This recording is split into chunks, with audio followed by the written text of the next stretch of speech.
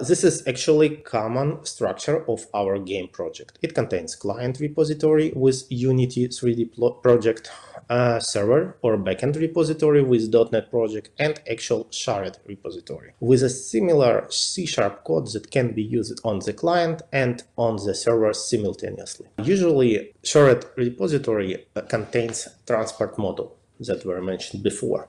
But sometimes here can be added any kind of the logical part of the game, for example, validation behavior.